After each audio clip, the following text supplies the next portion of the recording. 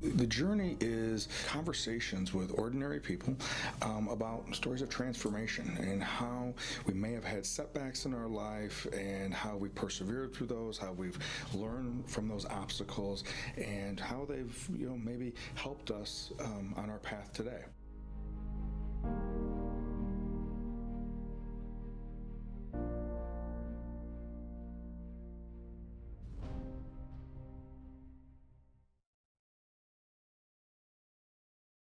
Well, welcome to The Journey. My name is Kevin Polkey, and I am the host of The Journey. And today we have a special guest, a friend of mine. I'm trying to even think of how many years I've known Nikki Myers, but Nikki used to work with me when we were both at KP Counseling. Nikki, do you remember when you started at KP? I can't remember. I want to say 2021 Okay, is yeah, when I that started. sounds about right. It was during Yeah, in the midst of we were still kind of in the throes of coming out of the pandemic and COVID all stuff. those types of things. Yes, and so Yeah. well, Nikki, welcome to the journey, and thanks for being here today. Thank you so much for having me. I'm really excited to, be a part of this. I love listening to your podcast. Awesome. So, so Nikki, question I always ask guests when they come on: if you have the opportunity to have fun, what do you do for fun in the fall of 2025? Good question. So I really love to do things outdoors. I know it's a little chilly for fall. So normally I would go kayaking, things like that, when it's warmer out, but for fall, I like to do a lot of hikes. I love watching, the colors change, with the fall weather and all of that stuff. I also love bonfires, so that's another fall activity that I enjoy doing.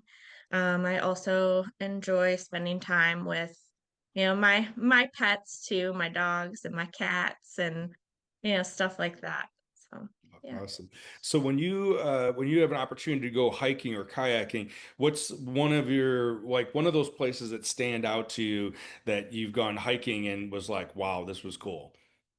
Devil's Lake in Wisconsin is the most beautiful place in my opinion, especially for fall, because up north in Wisconsin, they have a lot more colors and, just beautiful landscape and scenery. So I always try to go up there. I haven't gone up there this fall yet. I'm hoping it's not too late, but yeah, I try to hit that spot every year in the fall. Nice. It is Mhm. absolutely beautiful, and the driftless area is just amazing. And we when we take the back way to our lake home, we go past Devil's Lake, and Oh, so perfect. yeah, you're absolutely right. It's just beautiful. It is. Yeah, I love it. So, so tell us a little bit about you. You know, where'd you grow up? Where are you from? Rockford, or where'd you grow up? No, I am not from Rockford. I grew up in Cary. It's a small town next to Crystal Lake, which more people are familiar with. And so yeah, I grew up there my whole life, and then I went to DeKalb and was there for quite a while when I was doing college. I got my bachelor's and my master's from NIU, so I lived out there for probably 7 years or something. And then went back home, to that area for a little bit, and then met my fiance and am now living out in Rockford. There we Sorry, go. we Okay. froze for a second. That's not a problem. So you were at NIU for 7 years approximately, and then you went back to Cary. And yeah, tell us a little bit about when you went back to Cary. What did you do there, and how long were you back at Cary? I was back in Cary for a couple years. I want to say maybe 2 years, 2 or 3. And I guess it was the surrounding areas of Cary. Woodstock was where I mainly lived, which is like 20 minutes from Cary. And I worked in with a group practice out there. And then I started at KP and eventually moved out this way when I was at KP because that was just easier. I had, my boyfriend at the time, and then I had, work and all that. So I came out this way and have been out here for a couple years now. Nice. And so, yeah, tell us a little bit what led you to get into the counseling field. I know obviously that was a decision that you made when you were in one undergraduate and then graduate school. But Mhm. what led you to the counseling field? So I had a dream to be a counselor for quite a while. I think I knew that I wanted to do that or that to some degree since I was like 10 or 11. I had my own counseling experiences, as early as 6, I think, is when at least the first time I can remember, because I struggled a lot with anxiety and, some family conflict, things like that, and that counseling helped me a lot, and then I ended up having counseling again, around probably 11, 12 once my parents separated and were going through their divorce. And it was at that time where I was like, yeah, that's something, I want to help people the same way that I was helped. Sure. And so I know for a lot of people, it takes a long time for them to figure out what they want to do for a career and, they switch careers and all that fun stuff. But luckily for me, I knew pretty early on that that's what I wanted to do. And um, I never really pivoted from that. I thought about it, for a little bit just because, we hear, it doesn't make a lot of money and it's a lot of school and yada, yada, yada. But ultimately, I was like, there's nothing else that I can see myself really enjoying as much as it would be to support and help guide people, to whatever goals they have. So I ended up sticking with the counseling path. I got my bachelor's in psychology with a minor in sociology. And then from there, I got my master's of science and education in mental health counseling. And I also got a trauma certificate as well with my master's degree. Gotcha. And and so with a trauma certificate, right, that then allows you to specialize in individuals who've experienced some level of trauma and now are having residual impact as a result of that. What anything in particular led you down that, or was that just maybe more of an opportunity, or what kind of led you there? That's a good question. I don't really have a specific thought or memory that, like, kinda guided me there. I just know those were the clients I really enjoyed and felt the most connected to. I think I obviously, had some of my own trauma that I worked through in counseling, and I think that ultimately led me to hold a different level of, like, empathy and connection that I was able to provide to my clients, and so, I don't know, I just really enjoyed, working with those kinds of individuals who struggle or have experienced, different traumas throughout their life, and um, I think that's what has felt most rewarding for me too, is working with those kinds of clients. So that's the route I, ultimately ended up going with, is really trying to focus on that trauma piece. Especially because so many times people don't even realize that the root is some sort of traumatic experience. So helping them even acknowledge that, I think, is really empowering for a lot of clients and a lot of people. And so I think that also has, really, I guess, impacted my decision to like really hone in on that path. Yeah, I agree with you, Nikki, that sometimes, right, we'll have individuals who maybe as a coping mechanism, a defense mechanism, maybe just survival aspect of Mhm. it, that they will maybe minimize the impact of something that happened, dismiss it as well, I was a kid when that happened, or, well, that's, what happens when you're dating, when you're blank time Mhm. period, and not really recognizing that that was maybe the origin of the lens in which you're now seeing things through. Absolutely. Yeah. And maybe, Absolutely. along that lines, regarding the minimizing and then the impact of minimizing, what comes to mind with some of the clients that you've worked with that may have done that, and then when they recognize that initial trauma or the cumulative trauma that may have happened that just got discarded. Yeah, anything come to mind when you think of clients that you've walked with that have experienced that?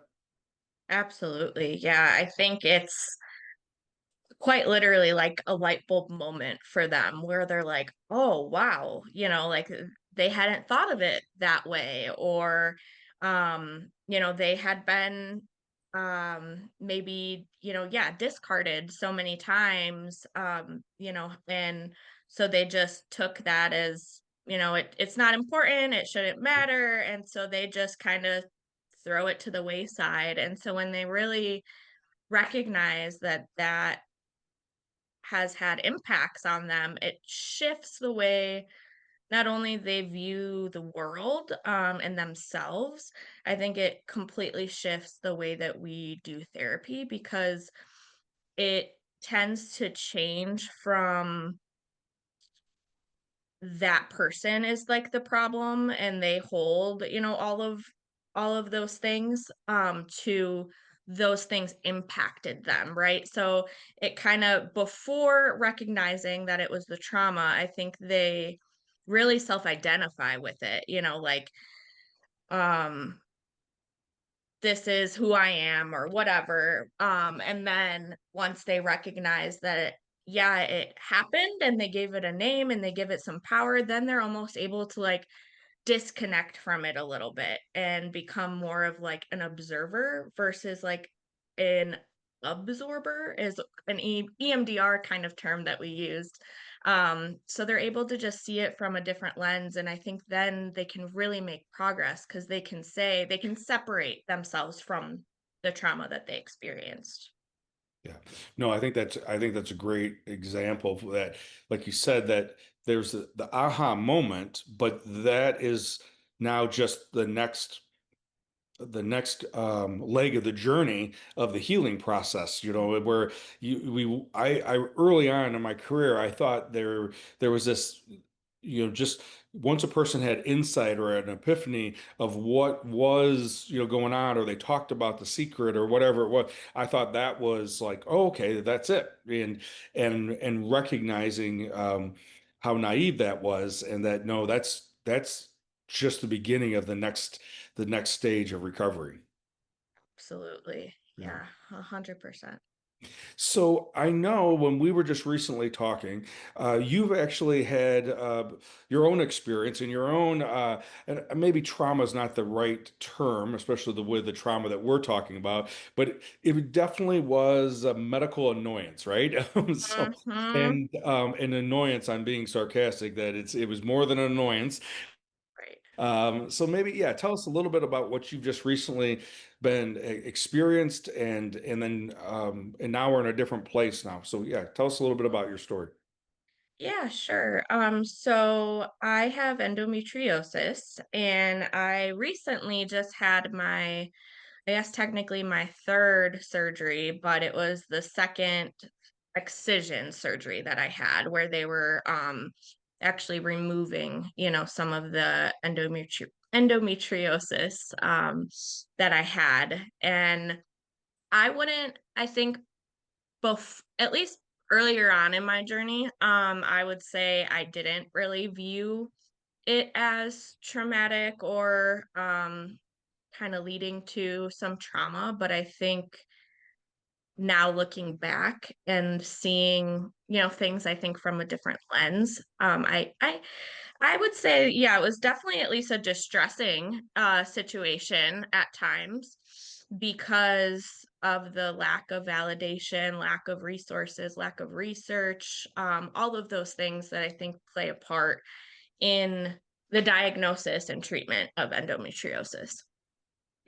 And maybe for the person who may not be familiar, and which is part of the reason why we're on today, is what is in your understanding, what is endometriosis, and how does it come about? Sure. So, endometriosis essentially is tissue that's similar to the endometrial tissue that females who can reproduce, during their menstrual cycle, that endometrial tissue, kind of ends up, I guess,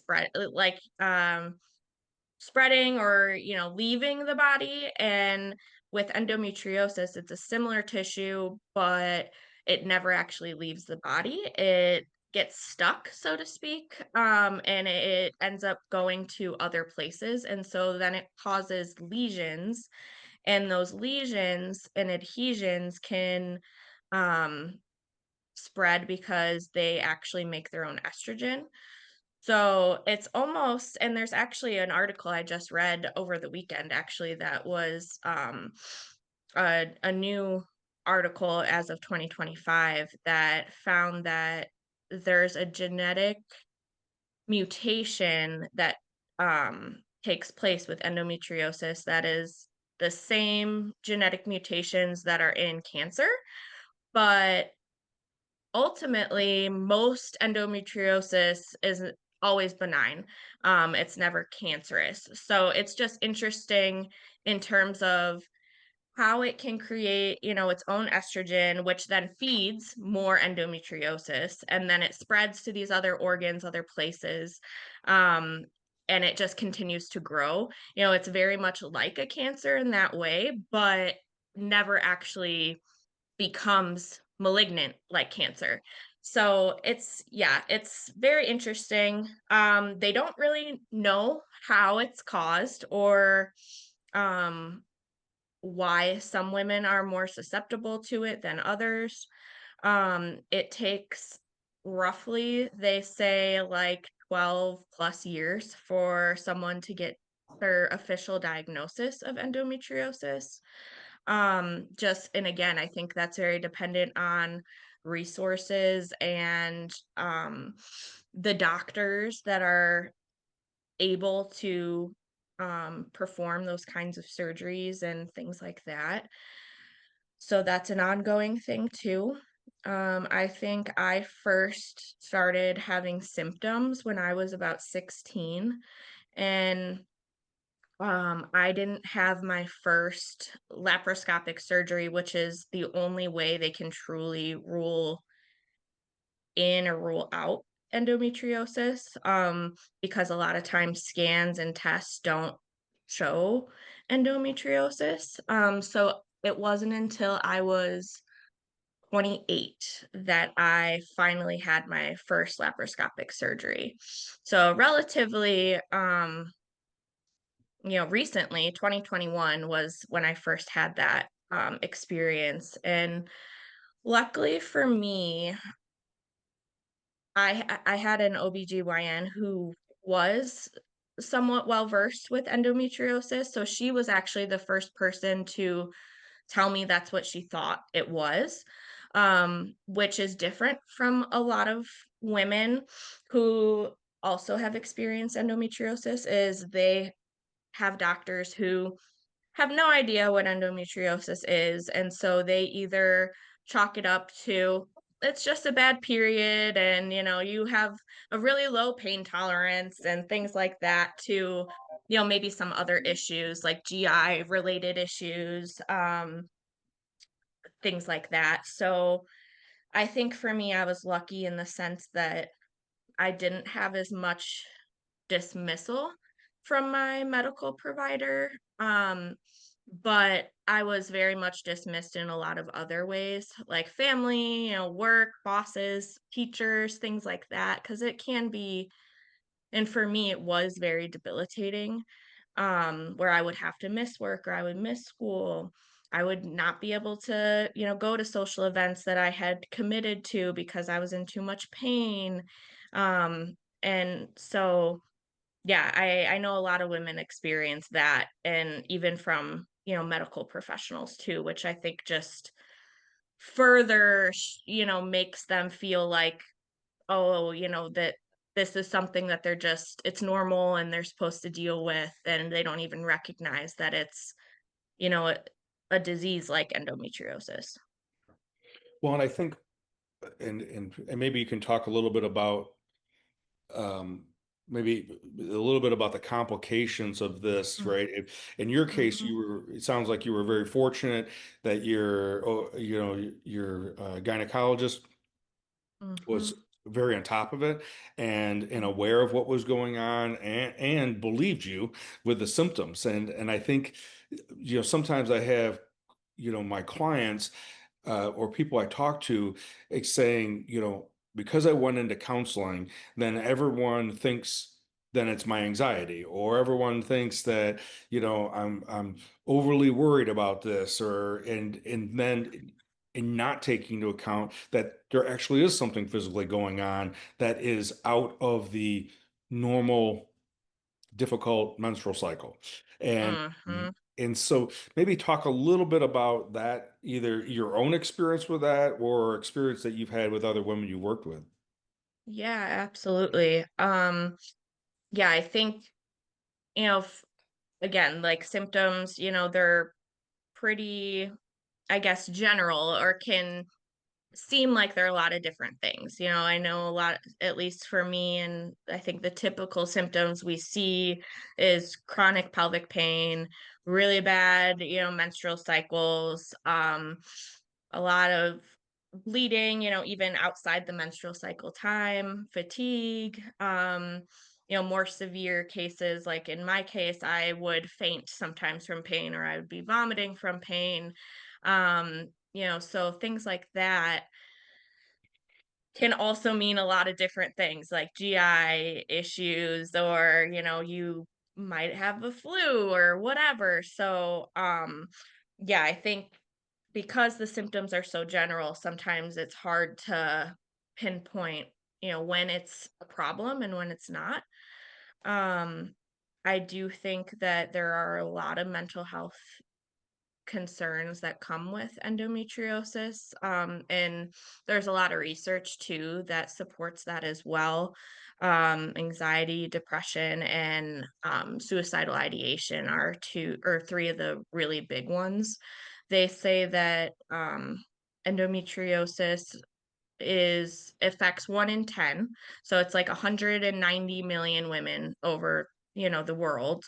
um Yet there's still very little treatment and diagnosis, and, obviously, there's not a cure. So, and there's still a lot unknown about the disease too. So I think with that aspect of it, it's hard for women to feel that they're validated in their experience. And so they tend to have, and myself included, I've struggled with anxiety and depression, and, this frustration of like, why can't I just have a normal body that does what it's supposed to do? And they say that about half of women who have endometriosis also struggle with suicidal ideation. And there's also, I can't remember if it was like Canada or the UK, but I believe it was last year, a woman actually sorry, completed suicide because of her endometriosis and the, I guess, lack of hope that, she had. So that to me was really eye-opening. I remember, seeing it on, like, the news maybe or something. I follow a lot of endometriosis awareness stuff, so it might have been on one of those platforms.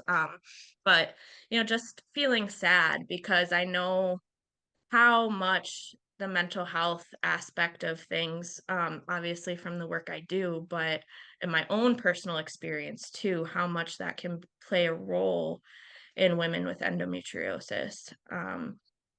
So yeah, as far as complications, I guess, circling back to your initial question, um, I think I I guess I can't even tell you how many scans, ultrasounds, MRIs, CT scans I've had over the years, where nothing was ever found with of having anything with endometriosis. So um it wasn't until so I was 16 when I first had symptoms. I was probably 18 when my gynecologist told me it's probably this. The only way to truly diagnose it is this surgery. And I think at that time I was like, well, I don't want to have surgery. What if it's not that? So almost this gaslighting to myself, probably from all the outside invalidation I got over time, that I was like, well, I don't want to have surgery. And then they go in and they're like, no, it's not endometriosis and you're just a big baby. So I put off surgery for quite a while.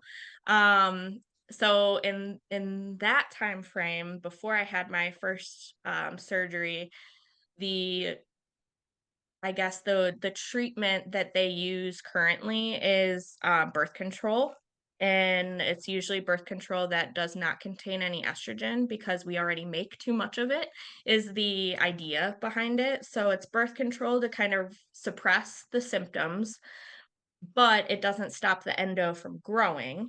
So the endometriosis continues to grow and has its own, I guess, lesions and adhesions and all of that, but we don't necessarily know it because the birth control suppresses the symptoms of the pain and stuff like that. Um, so I did that for several years, um, up until last year, actually. About a year ago, I stopped the birth control. They also have, in some cases, you do hormone blockers. So, and that's similar to some cancer treatments too. So, what that does for endometriosis is it puts you in a medically induced menopause. So, I did that as well. Um, and that comes with its own side effects, of course. And then you can only be on it for a couple years because then it can drastically, have its own complications, bone densities issues, stuff like that. Um, so I stopped that after I had my first laparoscopic surgery, which then led so when I had my laparoscopic surgery, it was actually so bad they couldn't remove anything at the time. So that's when I said earlier I've had three surgeries, but only two with, excision, is because, yeah, she confirmed that I had it. She's like, but it's really bad. So she needed some specialists to be on standby and help her with the surgery to make sure not, the other organs weren't damaged. So that was May of 2021. And then in July of 2021, that was when I had my first excision surgery. And at that time, I had my left tube and ovary removed. I had a significant portion of my colon removed, and then I had my appendix removed because the endometriosis had adhered. So it basically sticks to some of these organs, and some organs get stuck together. Some organs end up, they're just not even functioning at that point. So that's why I had to have those removed. Um, this last time, so I had another one just in August a couple months ago, and my uterus is now stuck to my colon, what's left of it. So they chose not to do anything with that because I still would like to have kids, hopefully. So they didn't do anything with that, but they ended up having to take like around ligament that holds the uterus up, as well as like on my bladder, they had to remove a lot of stuff on there too. Um, so it was still pretty bad, and they don't know if it was regrowth from the first surgery or if it was missed. They really don't know. So I guess as far as complications, that's another one. They can't really be sure, um, if it is just constantly like regrowing and spreading, or if, there's it's maybe always been there and it's just hidden, or it's too small or whatever. So I think that's a lot of, as far as complications, like what women deal with too, is surgeons who either don't know what to look for, or they do for a particular thing. Like for my gynecologist, she knew she could deal with the reproductive parts, but with the colon and, some of the other the bladder, like she wasn't willing to, touch or risk. So, that's a thing that I think a lot of women struggle with, because for the most part, I think that it doesn't typically just affect one organ. It tends to go and spread to other organs as well, which means you need more specialists and more surgeons involved to truly get rid of all the endometriosis. And then, even then, there's no guarantee that, it'll fully stop growing. Gotcha. And so you said something that it has to be. I just was thinking about some of the clients I worked with, and just hearing your story, is that the combination, right, of not only are you going through this, and like you had pointed out, well, what if it isn't really this, and I'm just being a baby? Well, then to come to find out 12 years later, well, Yep. maybe you weren't being a baby. Maybe this really was a big deal, and clearly it was. And then that whole aspect of how it impacts vocationally, if you don't have individuals around you supporting you, at work, if you family members, relationships, right? And then you Absolutely. said, like you said earlier, and maybe help us to understand, the desire, like many people have, the desire to have children. And so we don't want to have a full hysterectomy, or and now, would just for my understanding, does does a full hysterectomy, or the removal of the ovaries, would that eliminate any further growth, or not necessarily? Not necessarily. So it could, if the endometriosis is only in that area. For me, it is in many areas. Yes. So even if I got the full hysterectomy, if the other pieces, are not fully removed, then it could still continue to grow and spread to those other organs. So it really depends on, yeah, how localized the endometriosis is. Because, as you said, the endometriosis itself has estrogen, which then causes it to grow. So it's not coming, the estrogen isn't coming from another source, it's coming from within. Okay, okay. So Yep. so there is, as we've been talking about, there is no simple, we'll just do this, Nikki, and then everything will be better, which of course we all would like it to be that way. But Mhm. it is really the nature of this particular, uh, what you call illness, that is has so complicated. Um, and so hence why we're talking about it, because we want to raise that awareness for anybody that's listening about how difficult, how serious it is, and then how difficult in treating it may be.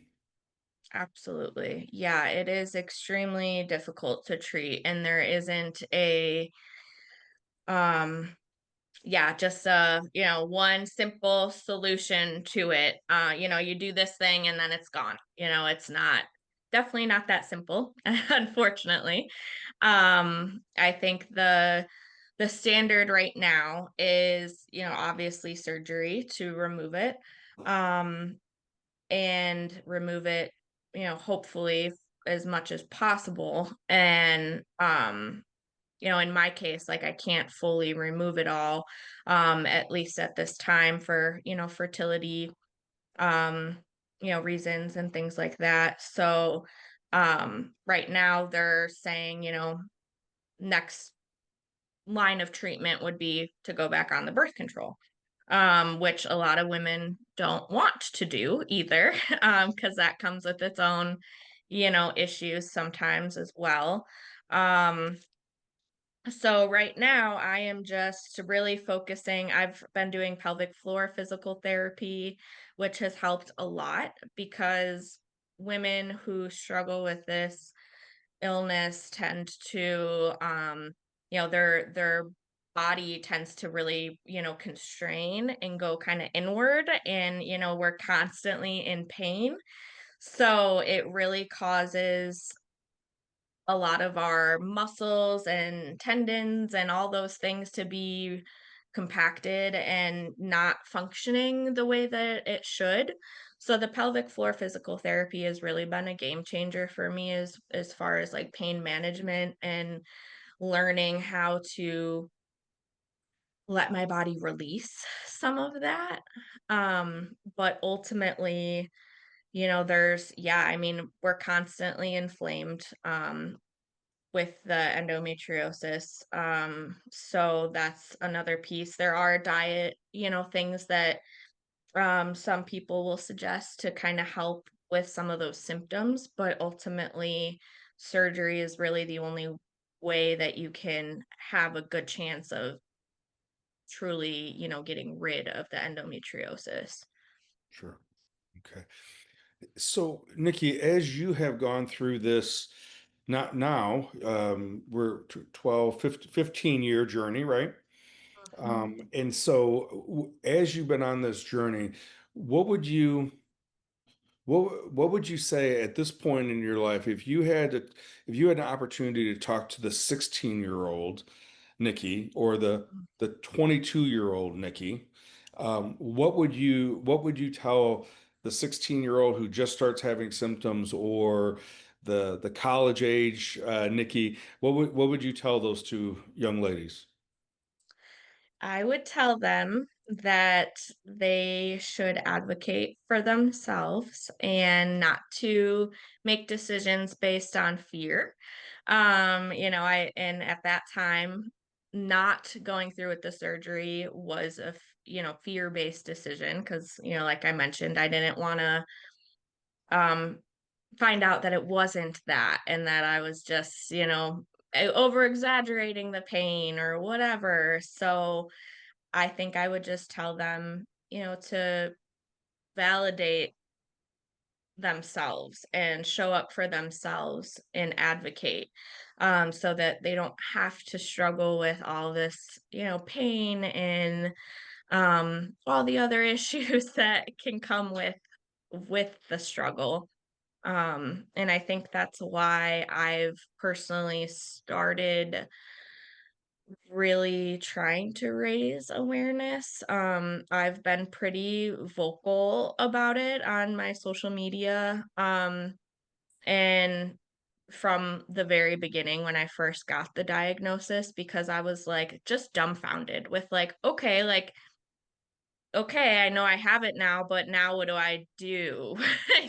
So just trying to help other women one feel validated but also know what are things that they can do, what steps can they make. And recently they had a campaign going on um in September, where it was a 5K marathon to raise awareness, and so I did participate in that. I think that was probably the first year they've done it, or maybe the second year. It's still pretty new, but I'm hoping that with the continued awareness, that we can continue to raise money for research and help medical professionals have more awareness and maybe they can also get more educated and skilled to be able to, perform surgeries themselves or at least know who they can turn to and who they can refer clients to who have these struggles. And I think for me too, helping women recognize that they're not alone and it has been really validating for me because going back to, younger me, I felt very alone Mhm. in my experience. So I think that has been really humbling for me now to be able to raise awareness. Perfect. And so, Nikki, as we're getting ready to wrap up, if there's someone who's listening, either because they're themselves having symptoms or they know someone who are sharing some of the symptoms that you described, what would you want to share with them? Absolutely. The number one thing I would say is don't tough it out. Don't struggle just because you're afraid or just because you have to, because you don't have to.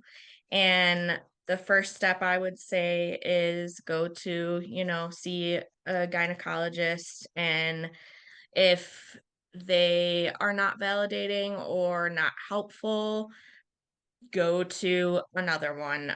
There's a lot of different, at least gynecologists who are aware of endometriosis now.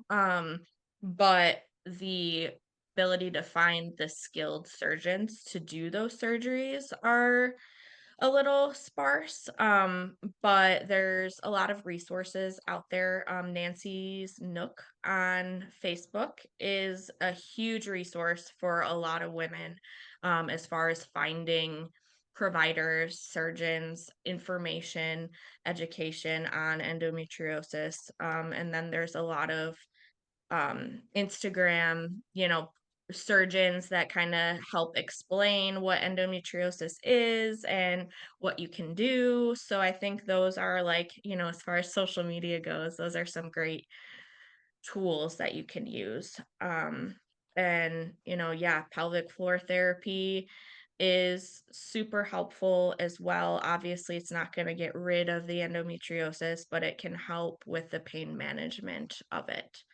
Um, so yeah, and I think I tell, everyone if they have questions, they can reach out to me. Counseling and again is a great, tool as well, even if obviously we can't get rid or change the symptomology or the condition, we can at least help the person learn to advocate for themselves or have additional resources, and then how to manage and cope with the mental health aspects that come along with the illness. Absolutely. Thank you, Nikki. You Mhm. said the resource on Facebook, Yes, it's what was that again? Nancy's Nook. Nancy's Nook? Yep, Nook All is right. what it's called. Yep, Perfect. And so Nancy's Nook on Facebook, on Instagram, there's endometriosis physicians, doctors that yes, can yep. help out with that. And then what's the best way to get a hold of you if someone wanted to get a hold of you? Yeah, absolutely. I would say my phone number is the easiest, either through text or phone call, and I can definitely provide that. Or my email is good too. And my email is Nikki at Nikki at becomingfreecounseling.com. So all one word. Perfect. All right. And we will have Mhm. those in the show notes as well. So, Nikki, thank you so much for coming on. Thank you for the courage that you have displayed facing this journey. I remember a couple years ago how difficult that time period was, and even asking for time off and saying, giving me a heads up that that's what was going on, and I just remember you. Knew that you needed to do it, but I remember the impression I got was almost like you were like concerned about a response or embarrassed. I don't remember it, but it Yeah. was this, and it was like, this is something you have to take care of because if we don't, you're not going to be. all that Nikki can be. And so, well, thank you for your courage and your Thank you. willingness to share your story. Absolutely. Thank you, Kevin. I appreciate what you do for us and the community and, getting the awareness, spread out to everyone. So thank you. So, if any of you who are listening, either yourself are going through any of the symptoms that Nikki was talking about regarding endometriosis, or even if it hasn't been diagnosed, or you know someone, definitely reach out to Nikki or some of the resources that we will be providing for you.